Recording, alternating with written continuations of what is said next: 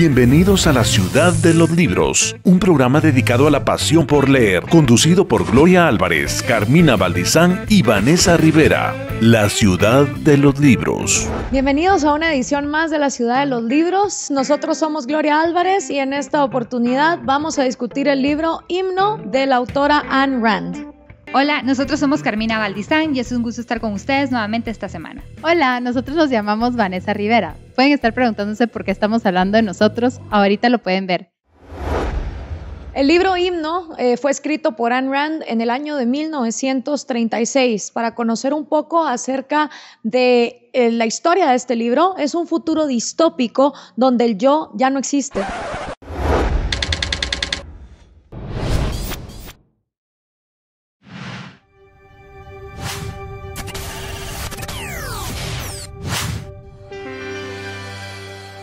La historia de este libro es un futuro distópico donde el yo ya no existe. Y todas las personas se refieren a sí mismas como nosotros. Ya no existen los nombres comunes como Juan, María o Pedro. De hecho, cada quien tiene un nombre como Igualdad 45724, Libertad 258015 y así es como cada persona se va definiendo. En este futuro distópico los libros son prohibidos, pero en este futuro distópico algo es todavía más peligroso. El pensar por ti mismo y por tus propios sueños está completamente fuera de la ecuación y la sociedad tiene una fórmula para decirte cómo vivir, qué hacer y sobre todo cuáles van a ser los trabajos que vas a realizar. En esta sociedad distópica, nosotros nacemos y somos llevados a una escuela, a una guardería donde nosotros los niños somos criados por los adultos. Estos adultos nos llevan a la escuela y en la escuela pues nuevamente nosotros aprendemos y participamos. Cuando un alumno suele hacer muchas preguntas, como es el caso del personaje principal que se llama Igualdad 72521, él hacía muchas preguntas, entonces nosotros nos metíamos en problemas por hacer muchas preguntas. En una parte del libro cuentan cómo, en el momento no podían escoger quién era su pareja. Cuando cumplían 18 años se iban al consejo de la reproducción y reproducían, las parejas, todos los niños nacían en el invierno y había un consejo genético que iba vigilando todas estas reproducciones, pero no existía pareja porque nosotros éramos una comunidad. Imagínense nosotros decirles, ustedes tienen que estar con esta persona y se tienen que reproducir porque nosotros decidimos. Entonces les quitaba toda la libertad de escoger. En este futuro distópico, el pensar por ti mismo se había vuelto algo obsoleto, algo que había quedado en el pasado, algo que se asociaba a las guerras. El egoísmo era visto como la causa que había logrado que la humanidad cayera en desgracia y por eso esta sociedad, para evitar que se volviera a llegar a esa situación de guerra, lo que deciden es decir, suprimamos el yo es malo. Lo que necesitamos es, por supuesto, pensar en todos como comunidad. Ahora, en una comunidad donde todos piensan en todos, ¿en quién queda la decisión de qué es lo que se va a hacer? Pues en este caso queda en los consejos de ancianos, en los consejos de reproductividad y en los consejos de trabajo que te designaban, como pasó en algunos regímenes totalitarios, a dónde ibas a ir tú a trabajar. Como en toda novela, siempre hay un personaje principal y su heroína. Como lo mencionamos anteriormente, Igualdad 72521 es el nombre del personaje principal, que él va descubriendo a través de la trama y pasa de ser nosotros a descubrir su individualidad. La persona de la cual él se enamora era Libertad 5300. Él se dedicaba a ser un barrendero, porque como había hecho tantas preguntas cuando estaba en la escuela, lo habían castigado mandándolo a ser barrendero, que era una de las profesiones más bajas inclusive para esta sociedad. Ella era una agricultora y se dedicaba a cultivar el suelo. Y lo lindo de esta novela es cómo ellos se enamoran y ellos se ponen nombres ficticios. Él la llamaba a ella La Dorada.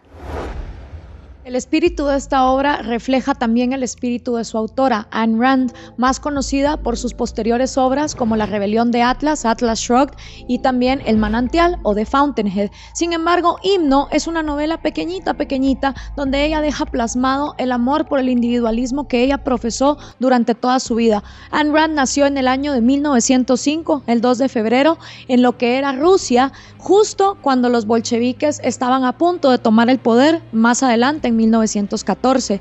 Ayn Rand vivió en carne y hueso lo que fue la entrada del comunismo y el fin de la época de los zares en Rusia. Posteriormente se mudó a Crimea, donde empezó a estudiar a Platón y Aristóteles. Más adelante, ya en su adolescencia y graduada de la secundaria, ella regresa a San Petersburgo.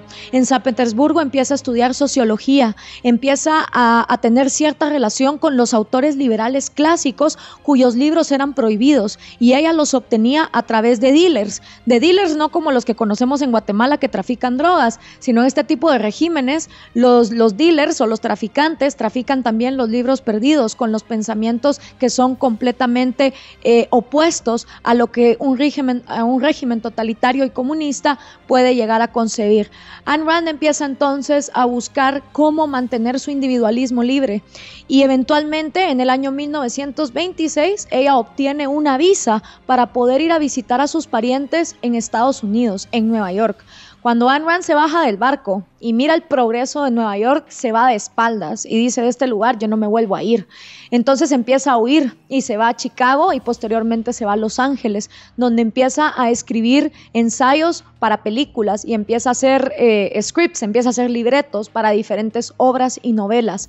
En todas sus novelas y en todos sus libros ustedes van a ver esa lucha por mantener al individuo libre y vivo, y durante toda su vida ella pudo emprender su propia filosofía que se llamaba objetivismo.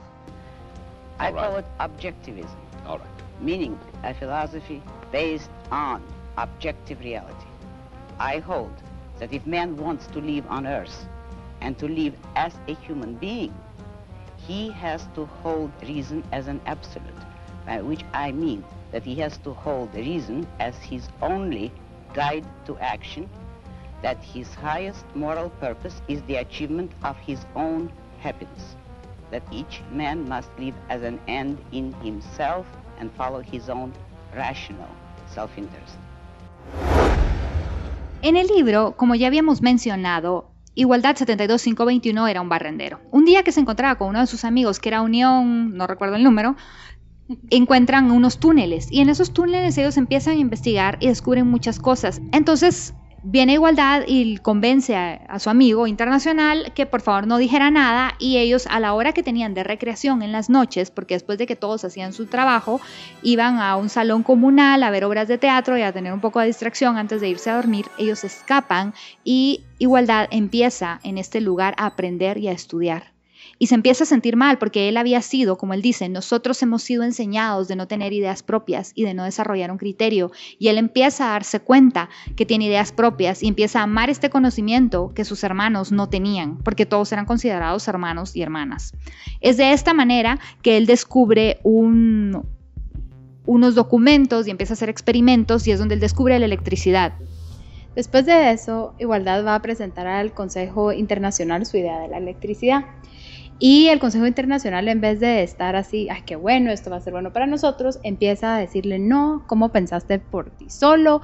Que esto no es bueno, ¿qué va a pasar con nuestros hermanos de las candelas, verdad? Entonces no iban a tener, los productores de candelas no iban a tener trabajo, entonces ellos estaban tratando de proteger ese mercado y diciéndole a Igualdad que él había había hecho muy mal por pensar en él mismo y encontrar una solución.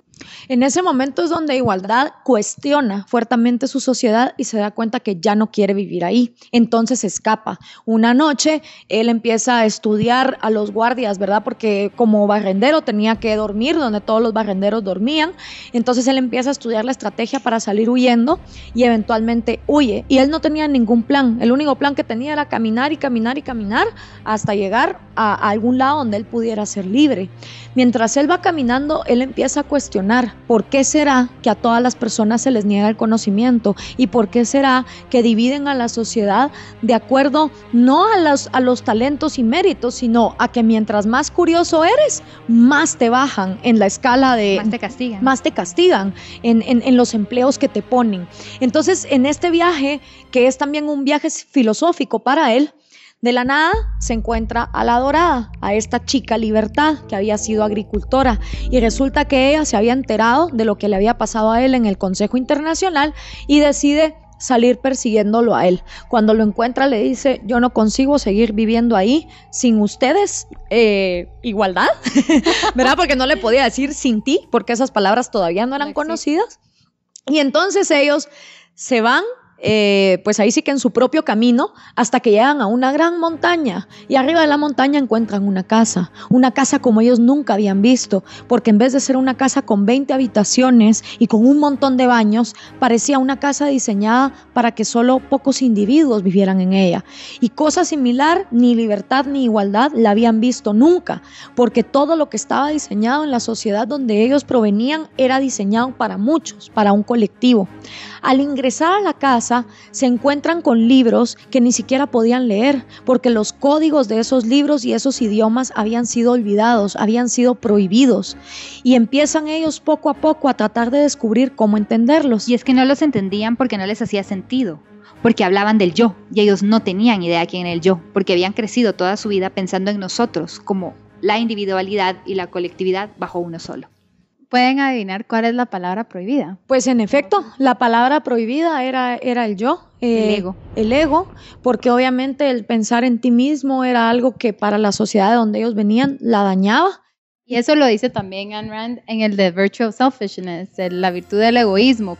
Entonces en ese momento pues ya es el desenlace del libro, como les decimos es una novela muy reducida, donde ellos al final se dan cuenta que se les había sido negado la cosa más importante en sus vidas, que era el poder amarse a sí mismos y el poder pensar en sí mismos.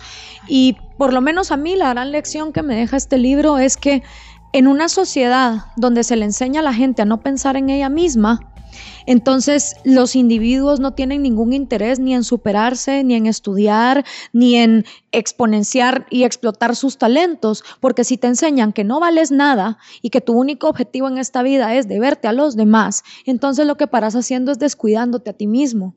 En cambio, a como yo lo veo y la gran lección que me deja ese libro es que una sociedad donde cada individuo lo dejan ser, lo dejan pensar en sí mismo para que esa persona se pueda educar y llevar su vida a cabo como a esa persona se le da la gana, al final lo que vas a tener es una sociedad de montones de individuos donde cada quien por pensar en sí mismo tiene algo que aportar.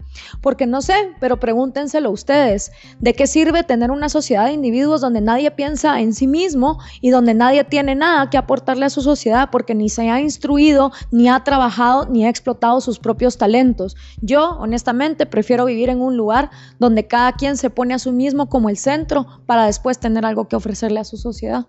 Es más, yo creo que esto ha ocurrido a lo largo de la historia varias veces y ya lo hemos visto. En todas las sociedades donde se pone el colectivismo arriba del individualismo, hemos visto que se han quedado estancadas en el tiempo y no prosperan, precisamente porque no existe ningún incentivo para este individuo de salir adelante y prosperar. Así sucedió en la Unión Soviética, lo mismo sucedió en Cuba y lo mismo está sucediendo en Venezuela. ¿Qué incentivo puede tener una persona cuando se pone la colectividad por encima de él? Muchas personas que son más altruistas van a decir, no, nosotros tenemos que darnos a nuestros hermanos. Claro, tenemos que darnos a nuestros hermanos cuando hayamos logrado algo por nosotros mismos. Y Ayn Rand, yo siento que en este libro, ella lo que trata es de expresar eso, esa pérdida de individualismo que ella vivió en la Unión Soviética cuando ella sale huyendo, ese sentimiento de el yo no vale nada porque todo es por la colectividad. Si yo no tengo 5 quetzales, no puedo dar 5 quetzales. Si yo no tengo amor propio, no puedo dar amor a los demás. Estando nosotros, o sea, cada uno, cada individuo bien, podemos dar a los demás. Entonces, si queremos un bienestar común, es fácil. Es cada uno por sí mismo está bien, va a haber un bienestar común. Y lo que me encanta es que se rebelan y buscan el ser un individuo. Al final de cuentas, el ser humano quiere ser libre. Y el que nos digan qué hacer y cómo hacerlo, insisto, es una batalla que nadie va a ganar, porque nosotros vamos a tratar de ser libres toda la vida. Muchísimas gracias por acompañarnos en una edición más de La Ciudad de los Libros. Recuerden que pueden ver este y otros capítulos en nuestro canal de YouTube, La Ciudad de los Libros, y con el mismo nombre buscarnos en Facebook. Hasta la próxima. Esto fue La Ciudad de los Libros. No te pierdas la siguiente edición con más libros y temas de gran interés.